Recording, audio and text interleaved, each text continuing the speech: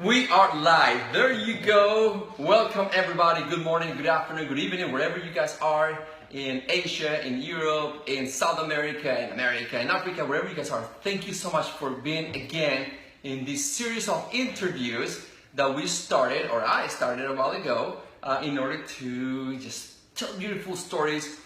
Thank you, Cynthia, for joining us. The camera's a little bit far behind for us to see, but thank you so much for joining. And everybody that started to join us right now this morning on a Saturday morning here. We are in Houston, Texas, a little bit foggy. We are enjoying this amazing Colombian coffee from San Felipe Gallego. If you watch this one here, thumbs up for your coffee. It's amazing. I have the privilege today to buy, it's called synergy and future interactions, to come across to these two amazing human beings. First, before I jump into any kind of information, I like to disclose that we are going to be talking about a beautiful project, okay? So stay tuned right here. And to do justice with everybody that is welcoming, everybody that is joining the Facebook Live session of interviews, I'm going to let them introduce themselves to you guys. And if they don't do justice, I'll ask the questions. So why don't we start with the ladies first? Hola, soy Vanessa. Tell us a little bit about yourself, where you're coming from, where you're from, where you're born, and all these things. So I'm originally from Houston, Texas. I lived in the southwest part of Houston most of my life. I went to school in A-Leaf, which is on the southwest side of Houston, and I graduated high school from A-Leaf Taylor High School. My mother is African American and my dad is Mexican from Caramecuaro Michacab. So we have somebody, because when I was, we were having a business meeting in a way, and then he said, "Well, my fiance is from Mexico." I was like, "Wow, interesting." Not necessarily from Mexico. She was born and raised here. Her father from Caramecuaro Michoacan, so fully bilingual, because we already had a conversation in Spanish. And you also work in law. You also work in the law firm here in Houston, Texas. We don't need to go in details of the law. They're sometimes kind of boring. But why don't you tell us a little bit about yourself? Okay, well, my name is Jabril Lipscomb, and like Juan said, this is my fiance, Vanessa. We attended the same high school, which is A.Leaf Taylor, and that's where we met. And we were class of 08, so we've been together since 2008. That's many years now? Wow, that's wow. No more comments together for a while, but I made the mistake, or probably mistake, to say your girlfriend. He said, no, don't get me in trouble. She's my fiance. We're getting married this year. So congratulations, first of all, to both of you. For this, more in a different stage. My city's moving a little bit too much, so I want to just get situated now. Tell us a little bit of what you do. What's your profession, your current profession right now? Okay, so my full-time job is I work for the city of Houston in the IT department, and I'm the help desk lead there. So what happens is I take calls from people in all of the city of Houston departments like Public Works, Solid Waste, councils, and mayor's office. So City of Houston, IT, pretty much. When you reached out to me, you had nothing to do with the City of Houston, you had nothing to do with IT. No, sir. So that's what we're going to be talking about. But also the beautiful thing, we have somebody with a Mexican heritage. Your family, you were telling me they're fully from Houston, right? Yes. From Texas. And now they're committing themselves to a different stage of life, which is called marriage. A beautiful thing. And how you were brought to this country, from another culture.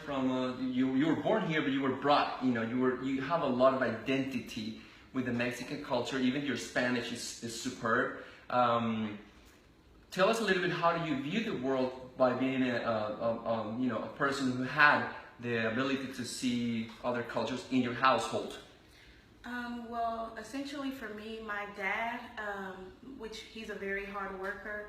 So from that perspective, I always see like Hispanic or, Mexican men or Hispanic men in general, they always have the affinity to want to take care of their families.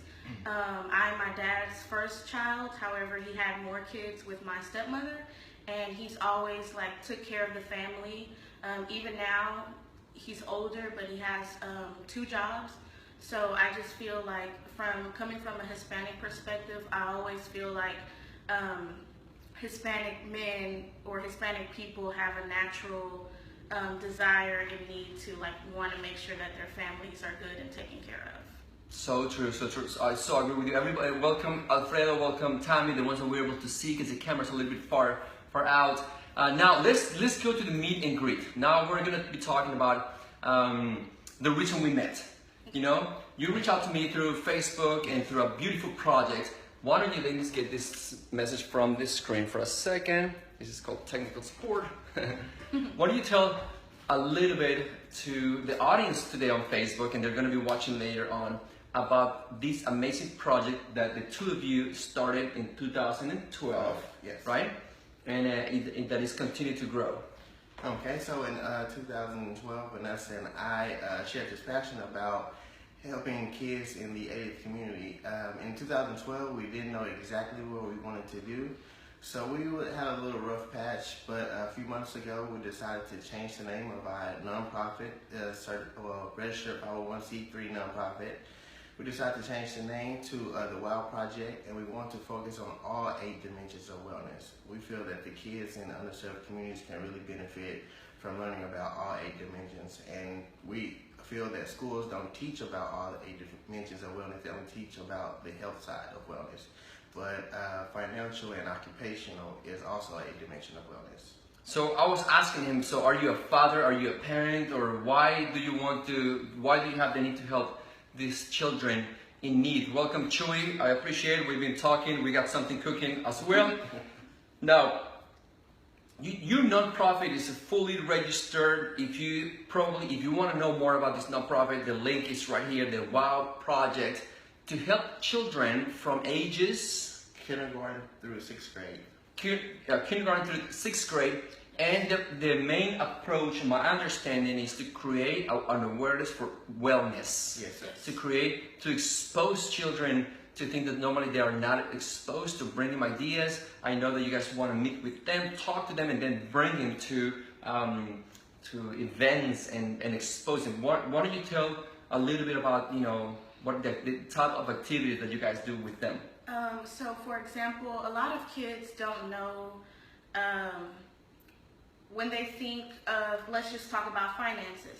When you think of kids and finances, all you think about is a piggy bank, But essentially, also, kids need to know, and we don't tell them about, stock or anything like that, but we just, teach them since they're so young, kind of teach them how far a dollar can go, or if you save your money for this, then you would be able to buy this, and just kids that we help or try to talk to in these areas, they're not really taught about how money works at that age. So we feel like if we plant the seed in them while they're young, when they get older, it'll be less of a struggle for them.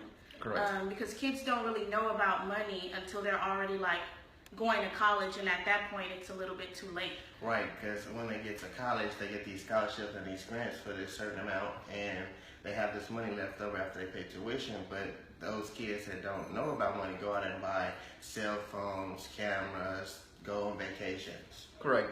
So the main purpose is to children that don't have the privilege or the opportunities to be exposed to these kind of environments. So welcome, Daniela.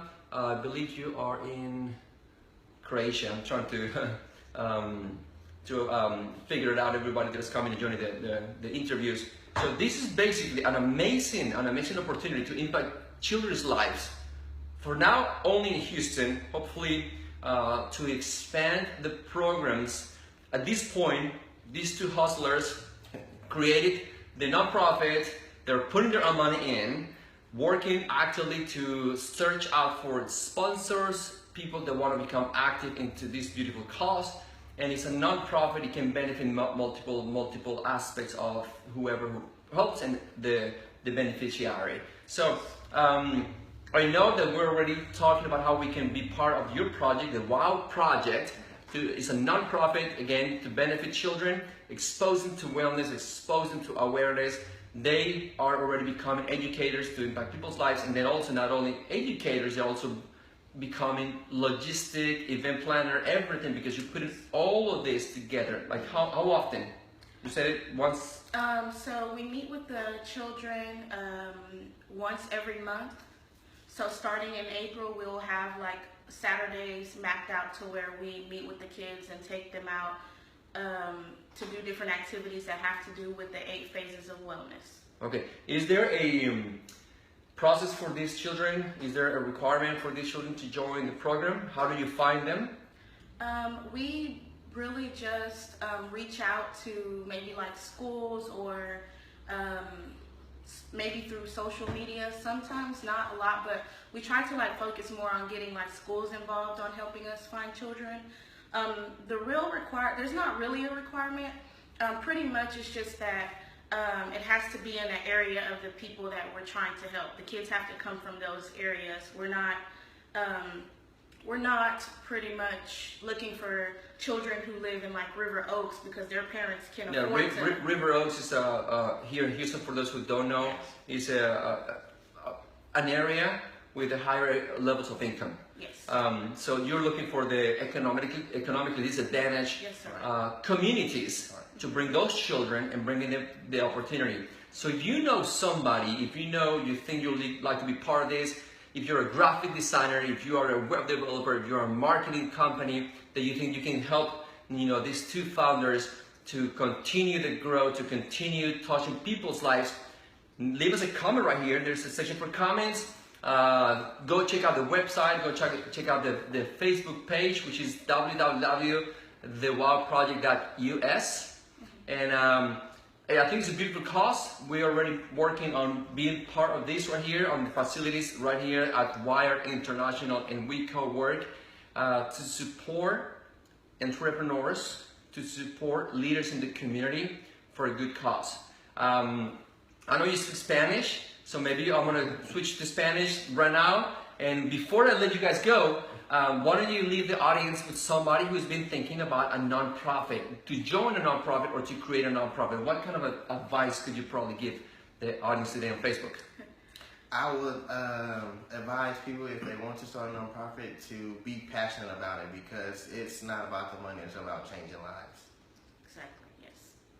I also would just like to stress that what he said, if you're not going to put the work in, then it's pointless, because that you can't just basically, you can't say that you're going to try to help people and you're not really about help. You have to put the time in, put the hours in, be ready to do things yourself, because sometimes you just have to. A lot of the times you just have to be more passionate than other people around you are. So true, so true. You be authentic and be sincere. That's for sure. And I also want to let the viewers know that we know some people are skeptical about donating to nonprofits because they feel like the leadership for nonprofits misuse the funds. So what we did was, when we created the nonprofit, we set up 2 bank accounts. One bank account would be for overhead, and one bank account would be used for the programs. So if you donate to our organization online, 100% of that donation will go directly to the program. So there is a program account. But what he means by overhead is like, there's functionality. There's also things have to be paid out sometimes. Not sometimes, every time. So guys, thank you so much for joining this series of interviews and sharing your clip of a story. Congratulations again on your marriage. Is coming very soon. I'm not going to announce right here anything on Facebook. You just told me the date, but I don't want to put anybody in the spotlight.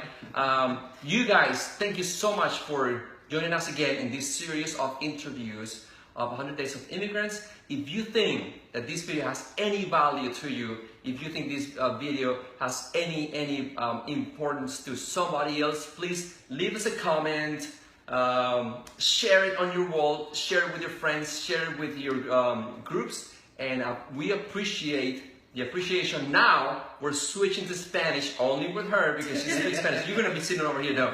So if you want to watch the full thing in Spanish, I don't want my mom to be mad at me. So guys, thank you so much for watching. And now we're switching to the Spanish section. Para los que están en español, ya nos vamos a comunicar en una entrevista un poquito más cortica y contar acerca del proyecto en español. Thank you guys for watching and please share it and like it. Thank you so much. Thank you.